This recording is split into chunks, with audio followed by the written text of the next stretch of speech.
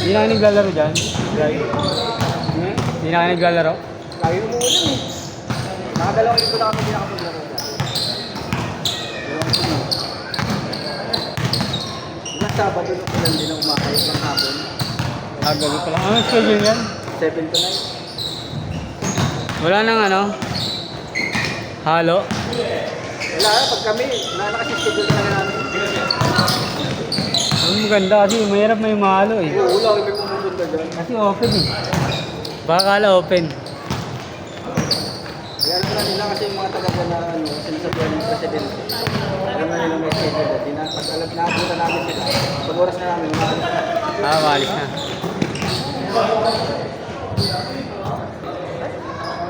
Motor lang yung Sabado, dyan na. Nahabot din yung umalis doon. Trabaho agad kanina. Trabaho na. Asawa niya na ba yun? Hindi pa, yun na lang. Dito na yung naglaro ng ano eh. Nakasama mo sa trabaho. Yung babae? Dito na naglaro ng chronic disease. Wala sila anak? Wala. Ano eh? Reality to? Reality. Oo. Doon sa ano, Bicol, Dominuwi yung nagdadayan. Ano? Tapos nagdadayan. 8 taon? Tagal na eh. Buhay pa siya ngayon? Wala na. Ilang taon na din na ano.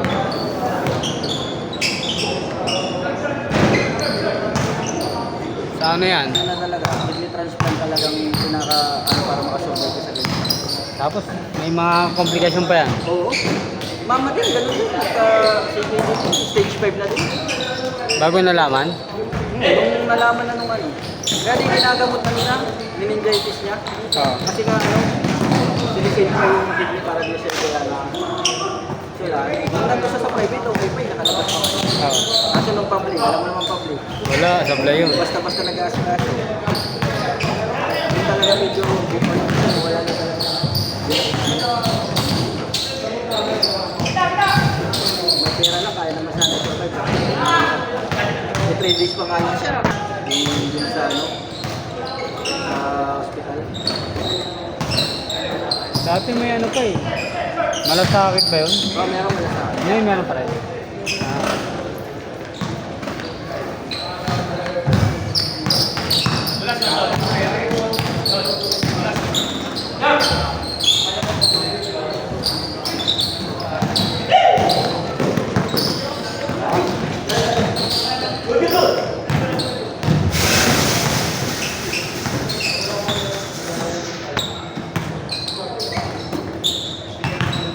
Diyan na nagkasahit yung ano niya, girlfriend niya. Oh, dito Trabaho. na. Trabaho. Dito rin naman yung sa tropa ko ngayon. Pare ko.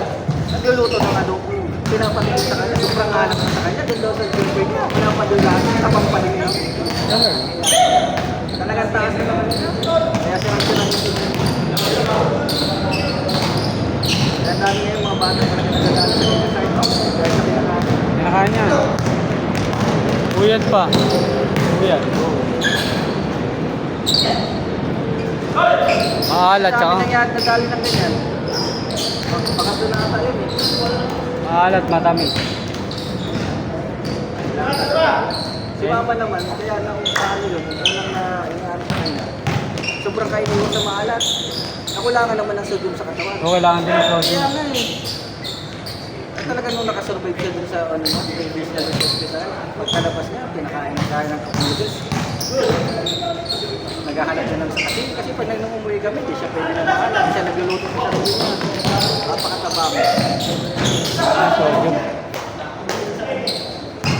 Lalo na pag yan, ganyan, bagong ano ka, nag-exercise ka, kailangan may ano eh. May maalat. Kasi nung panahon na kung kailan natututo na ako magluto-luto, kasi siya nung pinakapaano sa iyo ito eh. Parang naman ako sa kanya. Kailan nahilig na ako magluto. Parang nagtandi ng mga naluluto. Kasi ang mahirap no, kasi wala siyang check. Ginagawa lang sa sarili niya. Ah, sarili lang, self-medication. bawal sa kanyang ganito. Pag parang may nakain siya, nakakala niya, doon na yun ang cost ng kinain niya, kaya namamagang ganito niya, titigiban niya. Saan naman mga? Kita? Dati may sugat po dito, hindi naman siya diabetic. So, ang tagal doon, dinala dito sa hospital sa Manila, dito sinagamot, doon na naman nakikita, hindi naman diabetic. Pero ang tagal yung umupan ng sugat. Nung gumaling naman noon, hindi naman siya parang nagkakaroon na lumakad.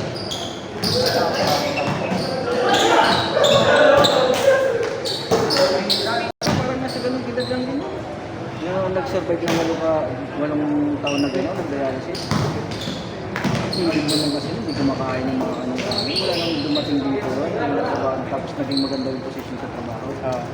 Hindi mo makita nagkakain at dog. Hindi mo lang kumain ng mga ulam na mga gulay. Ayaw niya yan.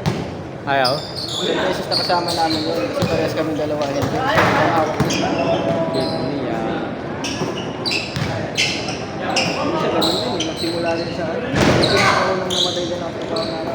Hindi naman sobrang puyat nun. Kasi gigising ng sa gabi magkakagay sila matatapos na alas 12 ng gabi. Tapos alas 2 alis na naman. Ilang oras na nagtulog nun. Pinapakain namin yun ng kahit ano. Hindi niya kaya kainin. Sinuluhan niya. Hindi na matanggap yung sigmura yata. Tapos dinala yun sa medical city. Hindi naman siya covered ng ng health card na meron pa kasi di pa naman siya kasama. Sobrang laki na ng bill. Nilabas naman yung mga kapatid. Dinala sa Palapala. Pagdating sa ambulansya, doon na naging Ambulansya pa lang wala. hirap pa na kasi gagastos ka pa pagbiyahe. Pauwi ng vehicle yun. Kaano, pauwi ng vehicle.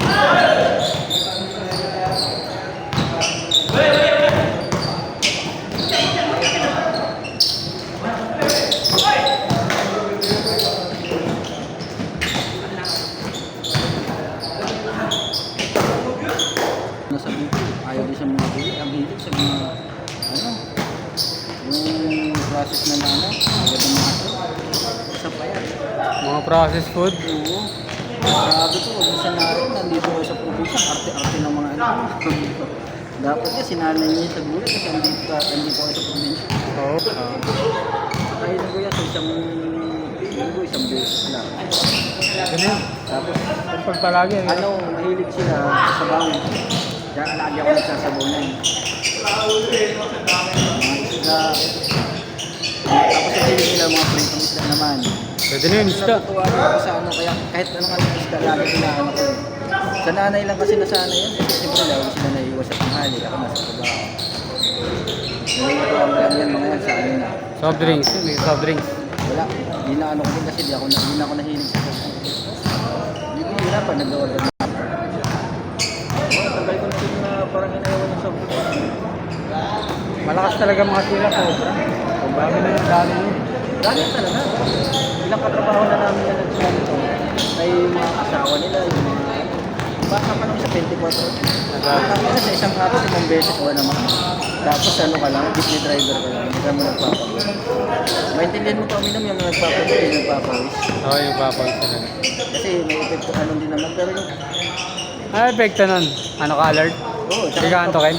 Ako pag ko nang umiinom tapos, dati kasi ang hilig din namin yun. Yung bago pa lang yan. Oo. Nakakainom ako na wala pang kain. Puta, nagpapalpitate ako. Lakas. Tapos sa gabi parang, ano ba nangyayari sa akin? Ba't di ako makapag-ibig? Ano, isip nga pala, nagkubra nga pala. Minsan pag sobrang palpitate, masakit na sa puso. Sakit talaga. Kahit ako parang kala ko yung, ano ba? Yung parang nangyayari ba na ano? Wala parang gano'n naisip ko. Dahil mo dati gano'n, parang kinakabahan ka.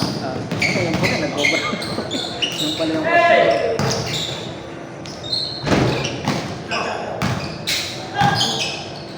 kasi dati, nung bago lang kami sa isang linggo, araw-araw kami na. Tapos isang beses sa isang araw lang. Production pa ako. Kasi aling kami sa production. Lunes hanggang Sabado, meron nakatira sa amin na bibili ng aning libre-libre namin bawat isa nun. Sa loob ng isang linggo yun, tuloy-tuloy yun. Walang taon din namin ginawa yun. Sa day siguro, pwede pa. Tapos ang trabaho mo yung mabigat. Oo, pwede. Kasi ma-energy yun, di ba? Magagamit mo yung ano. Pwede din yung para hindi ka lang ang pangis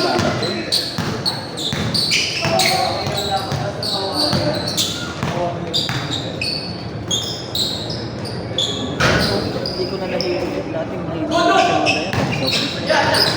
Dati nagkakape ako.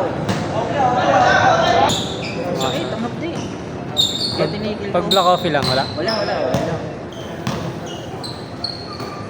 Masarap kahit sabihin malamig na. Oh, wala. Mapait pa rin, hindi tulad ng may asukal. Pag malamig na diba tumatamis ka. Kasama-sama ng tamis. Lupit nga doon sa amin, sobrang kabahan niya. Pag nagkakape, 3-in-1, nilalagyan pa asukal. Talaga? Oo, lupit. Kasi nakihigo po kasi sa kanya. Sobrang tamis nun. Eh, nga yan. Pag di ka sanay sa matamis, yung konting tamis lang, ano na sa'yo. Ang pangit na talaga. Nasasayaw na, parang anong naglalapot na yung ano mo. Sira na ano, taste buds nun. Kaya nga yung mga katrabaho ko dyan, hindi na ako nagadali. Kasi dati, may nagpapatimpla ako sa amin, pag nagpapasabay ako, hindi nilalagyan ng asukal. Ano, sabi ko, hindi na ako maluluot, at huwag na nalagyan ng asukal. Yan ang gusto mo.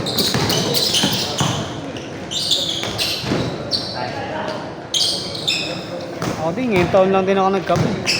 Black coffee lang. Mas trip ko nga yung mga Ay, puro. Bro. Ano bro? ang masarap. Parang ano yun.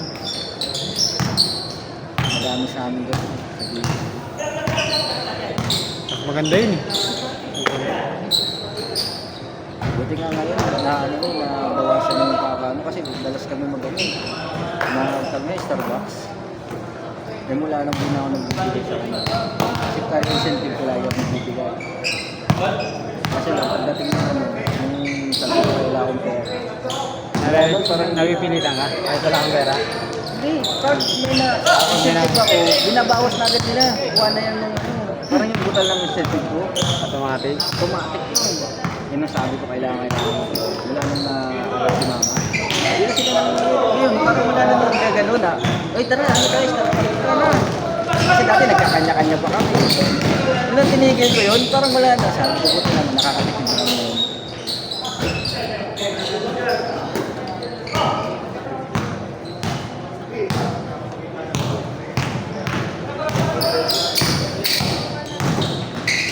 Umuusa mga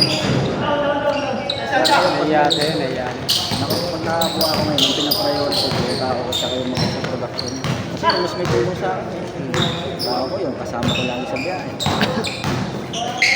Yung lagi, yayain ko yung sa kipit nila. Yung driver ko, may motor naman yun. Sabi ko, angkas na ako, angkas kami ng dalawa para at least kayo. Pwede, tigdala. Banding din na. Ano yun? Monthly kayo? Sa ano yun? Laki-laki yun. Itong yun nga namin na Every 2 months.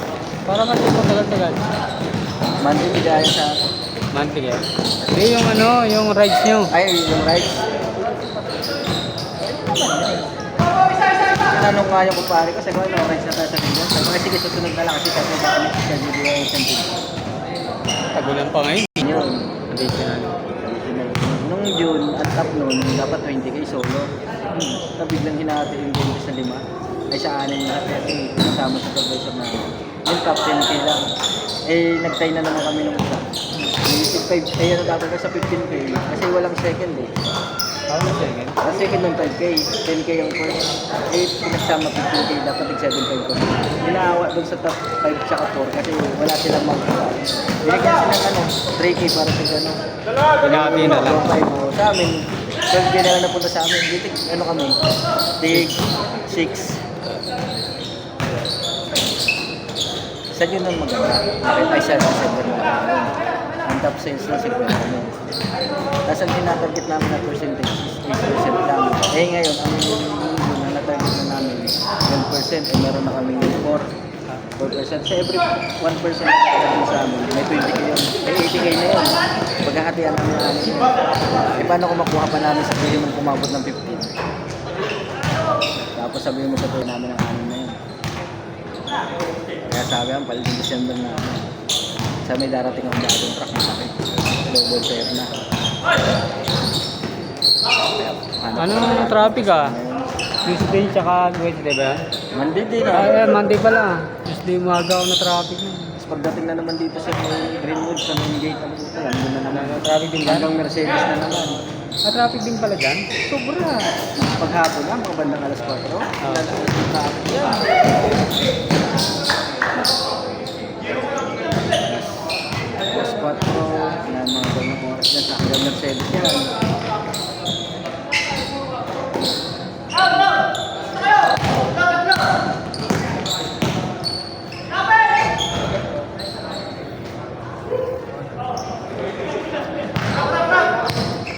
Kapag pa naman dito sa kanto yung mga factory.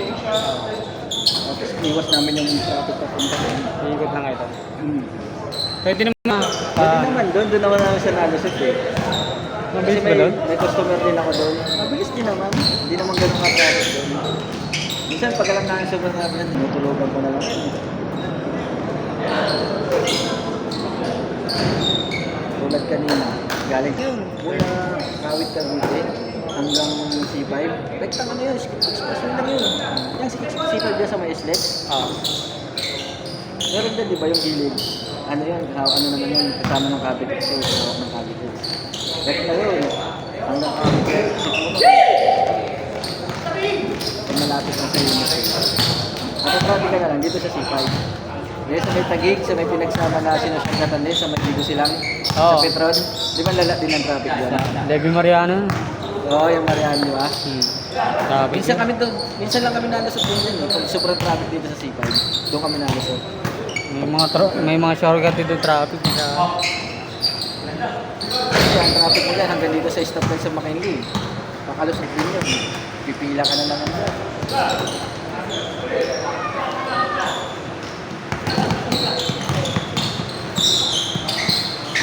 Wala makabayan ng mga truck. Kaya pag ganito may pasukan, lagi kami umayos ng Aga. Ano ba yung mali? kanina, alas 4. Dumating kami ng ano, isang oras na nga lang biyahe na papunta kami. Dati, 4 na oras namin naman. Ngayon, isang oras na lang. Laro mo na yung nakakaisa pa lang. Ulit isa.